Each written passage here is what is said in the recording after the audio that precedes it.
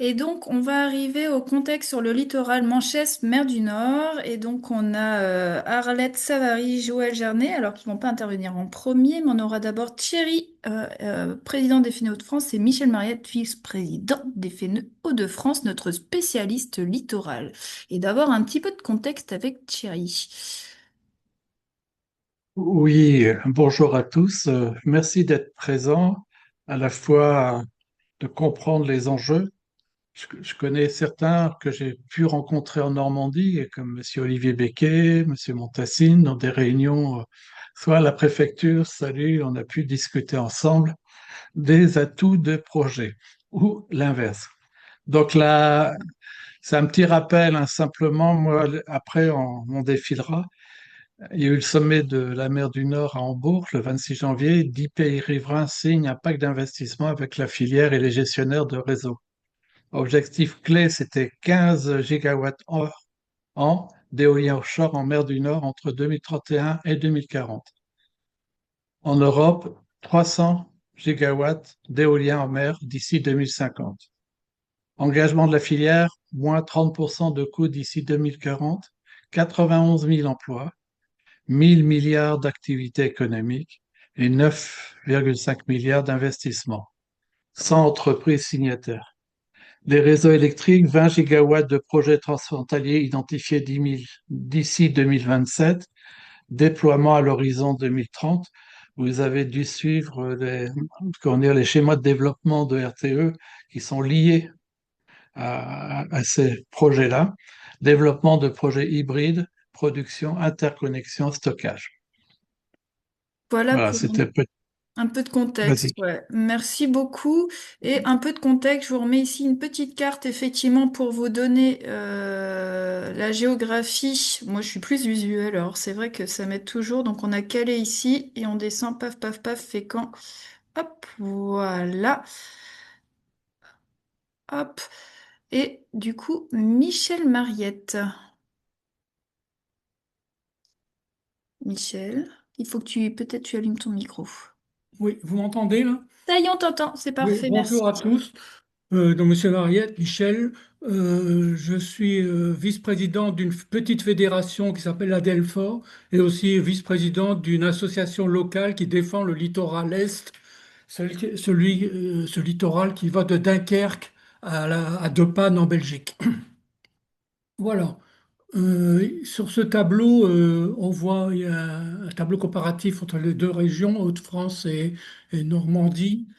Alors, apparaît sur ce tableau une consommation finale d'énergie estimée à 195 TWh,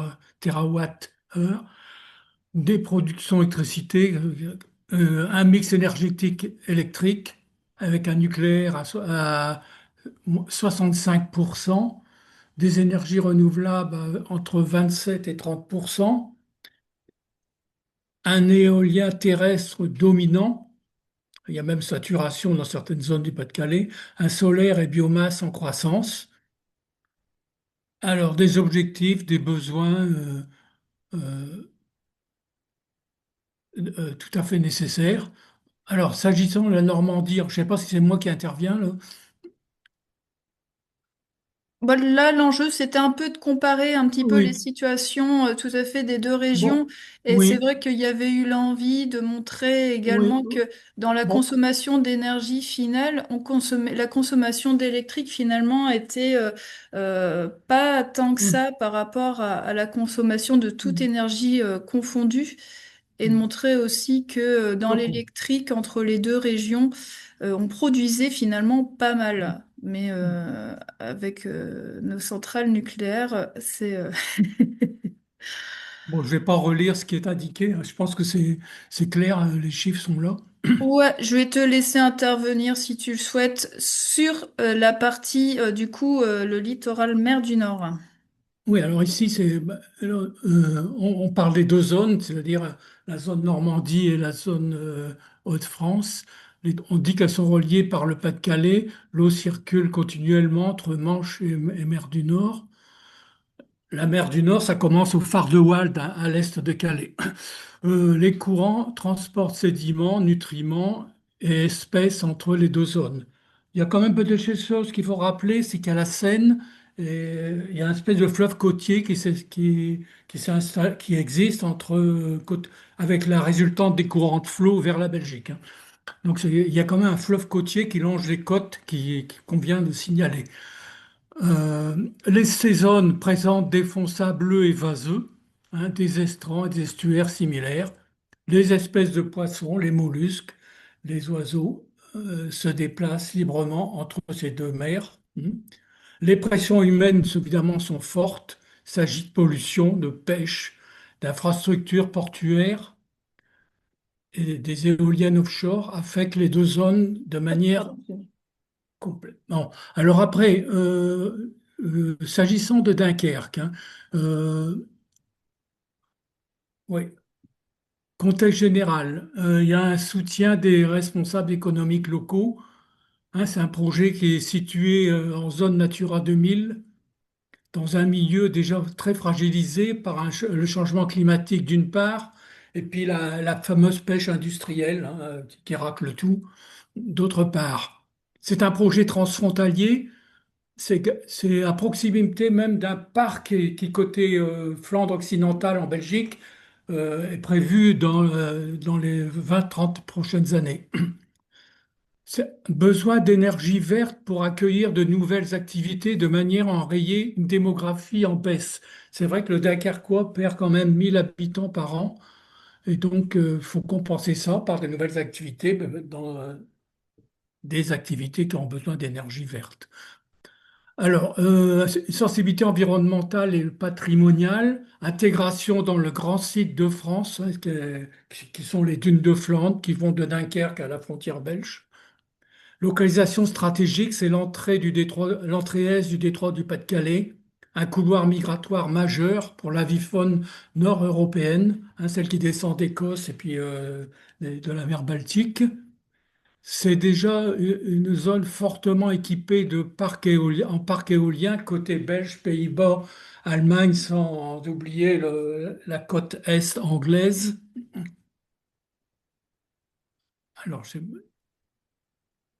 Alors, les points forts du projet de Dunkerque, c'est une bonne régularité des vents, hein, suite à des campagnes de mesure qui avaient été faites il y a plus de 10 ans.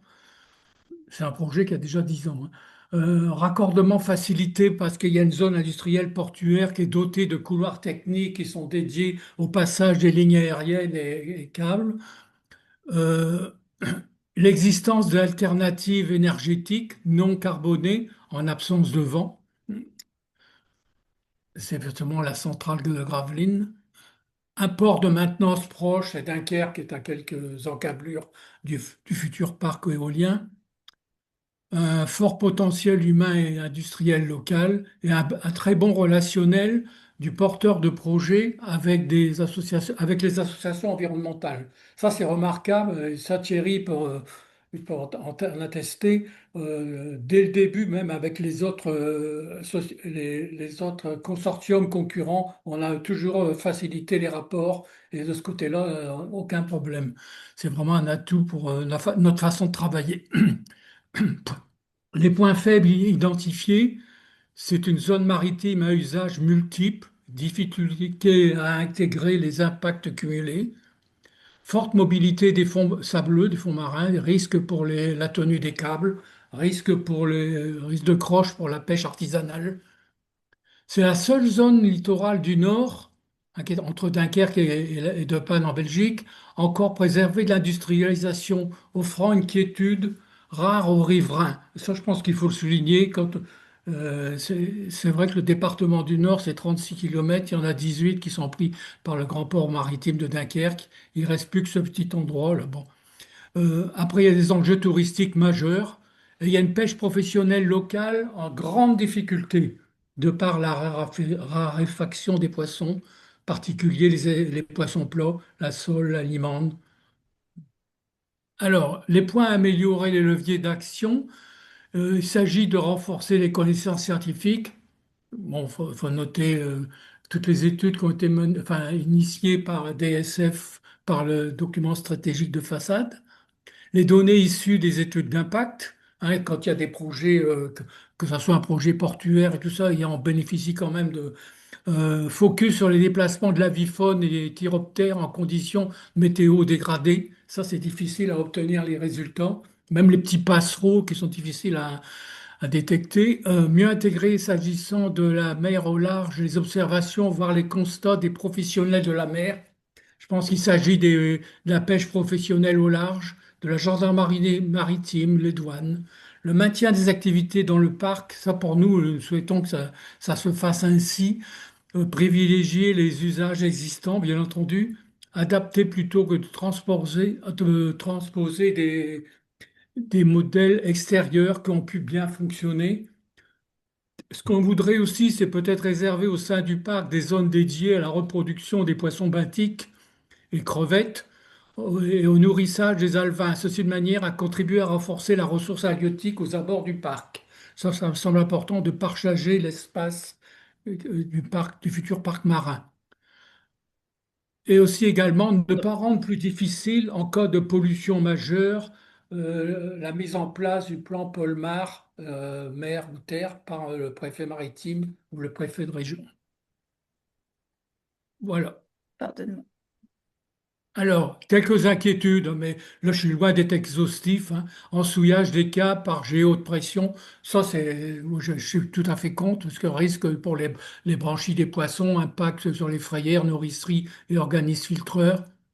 L'enfouissement des câbles nécessite la mise en place d'outils performants. Je pense qu'on peut essayer d'enfouir à 2,50 m de profondeur. Ça me semble intéressant, parce qu'il s'agit de fonds sableux. Après, les impacts potentiels ont été évoqués par les gens de notre association, les effets des ondes électromagnétiques, les câbles, l'effet des câbles haute tension en courant alternatif sur le benthos et les frayères et les nourriceries. À propos des monopieux, là aussi, on est Dunkerque, il est envisagé de mettre des monopieux. Comment s'affranchir d'un refus au battage dans l'Argile des Flandres, hein, dans l'Yprésien? Si on a un refus, est-ce que le pieu il va rester là? Qu'est-ce qu'on va faire? Là, on a encore des questions.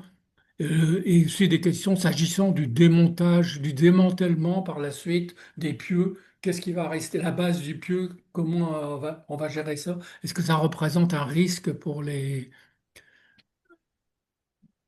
futurs usagers de la mer, en particulier nos amis pêcheurs? Voilà. Bon, je pense que je ne suis pas exhaustif, mais il y a déjà beaucoup de questions qui sont posées là. Oui, il y a pas mal de choses dans le chat avec et notamment une réaction par rapport à l'énergie décarbonée avec en point fort, tu disais que l'énergie décarbonée était comment dire bon, voilà à Gravelines il y a la centrale nucléaire. Alors Oui, nous, oui. le positionnement, je te laisse répondre, mais Oui, tu veux dire, oui, que c'est pas un bon exemple. Mais enfin, elle est là. Bon, ce projet-là, il est en amont du projet de PR2, hein, donc, oui, oui, oui, je comprends bien. Et ce que je peux dire aussi, c'est que en solution alternative en mer, compte tenu de la faiblesse des courants, enfin, la faiblesse relative des courants, des hauteurs de marée, tout ça, on ne peut pas envisager d'autres solutions raisonnablement. on va continuer parce qu'il y a pas mal de Oui. questions, mais si tu sais aller dans le chat et éventuellement répondre, ou sinon on posera à la fin. Je vais proposer du coup à FNE Normandie d'intervenir sur leur littoral, car oui, nous parlons à deux voix sur ce littoral que nous partageons pas justement entre les différentes régions, mais c'est nos fédérations qui sont comme ça. Je sais plus si c'est Arlette ou Didier qui parle en premier.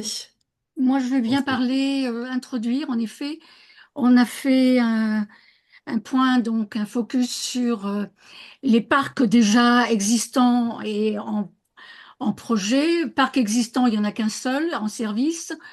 C'est celui de Fécamp, donc en Seine-Maritime, qui est en service depuis 2024. Et il y a un grand projet qui s'appelle Fécamp Grand Large, la O10 prévu pour 2026, qui regroupe deux parcs de chacun 2 gigawatts, en effet, à 35 km des côtes. Un des parcs qui est qui a du retard aussi parce qu'il y a de la contestation du côté des pêcheurs, il y a des conflits. C'est le parc de Dieppe-le-Tréport, qui est en construction depuis 2024, mais qui interdit normalement la pêche aux arts traînants. Euh, un autre parc qui a du retard, c'est celui de Courseulles, dans le Calvados, avec 4 éoliennes de prévues. Très proche de la côte, à 10 kilomètres de la côte. Le projet avait donc 2 ans de retard en 2025 en raison de, oui, en effet, ils avaient des difficultés à percer la roche et aussi à cause évidemment des recours de différentes associations, dont des associations aussi environnementales. Alors, 2 grands projets CM, ça veut dire Centre-Manche. Centre-Manche 1, qui est, et le Centre-Manche 2, chacun des parcs avec non, le Centre-Manche 1 à 1 gigawatt et Centre-Manche 2 1,5 gigawatt. Euh, le maître d'œuvre pour le CM1 est déjà désigné en attente pour le CM2. Voilà pour les parcs. Euh, je voulais quand même parler, moi, insister quand même, mettre en avant le rôle des scientifiques, des suivis scientifiques. Tout ce qu'a dit Monsieur Mariette concerne aussi évidemment la relation parc éolien, biodiversité, impact sur la biodiversité aussi pour la mer de la Manche. Et nous avons un organisme qui est très actif, qui est le GIS, ECUM, le groupement d'intérêt scientifique indépendant. ECUM, c'est dit pour les effets cumulés en mer, qui existe depuis 2020, et avec un comité d'experts scientifiques de 17 personnes. Et ce groupe donc nous apporte beaucoup, beaucoup de connaissances euh, a été créé surtout pour pallier en effet à la méconnaissance des effets environnementaux de toutes les activités sur la façade de la Manche et pour en diminuer en effet les impacts. Exemple de nombreuses activités sur la façade de la Manche, la baie de Seine, qui regroupe je ne sais combien d'activités, la pêche bien sûr, l'extraction de granulats, les dragages, les dépôts sédimentaires, etc. Euh, les, ce groupe, ce GIS, euh, a des programmes scientifiques très intéressants qui sont financés par la région aussi. Par exemple, en effet, bon, on me l'a enlevé, je ne vois plus rien. Pardon, excuse-moi, c'est parce que j'arrivais pas à avancer. Est-ce que c'est... Hop là, pardon. Non, c'était celui d'après, non? Pardon, excuse-moi.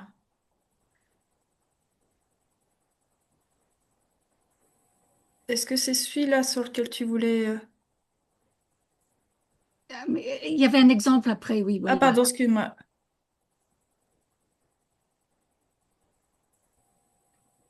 Oui, alors bon, exemple, l'impact de l'implantation des éoliennes à mer sur la dynamique hydrosédimentaire, c'est ce dont a parlé aussi Monsieur Mariette, ou alors la biodiversité éolien en mer avec l'agence de l'eau Seine-Normandie.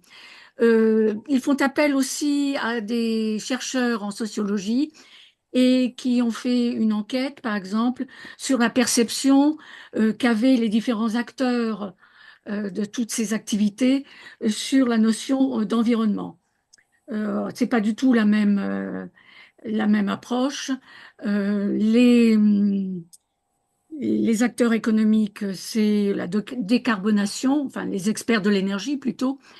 La naturaliste, évidemment, c'est la protection de la biodiversité. Voilà. Et les scientifiques, évidemment, c'est approfondir la connaissance des impacts sur les habitats et les espèces. Euh, il y a une grande enquête, en effet, qui a été faite sur les enjeux de Manche-Est, mer du Nord. parce que disposons d'un espace de plus en plus réduit, en effet, pour la cohabitation de toutes ces activités. Et ce qui est important, c'est de partager, en effet, les données. Il y a une demande quand même de vulgarisation aussi de la part du grand public et connaissance de la biodiversité et une meilleure, ah oui aussi, a été demandé une meilleure acceptation des activités industrielles par les ports et les extractions, ceux qui extraient les granulats. Alors, chez nous, par exemple, les extractions de granulats, ils réclament d'agrandir leur espace maritime et ce serait aux dépens, évidemment, des zones Natura 2000. Voilà ce que je voulais dire. On peut passer peut-être la parole à Didier Ferré qui nous représente donc FE2 au Conseil maritime de Façade. Moi, je suis simplement suppléante. J'étais présente à la plénière du 29 janvier. Merci beaucoup, Farlette. Ouais, donc le 29 janvier dernier, donc s'est tenu le lancement de la nouvelle composition donc, du comité maritime de façade. Donc Thierry est également donc membre. À cette commission maritime de façade, je me suis porté candidat pour participer donc à la donc à la merde, mince, au, enfin bref, au comité donc restreint.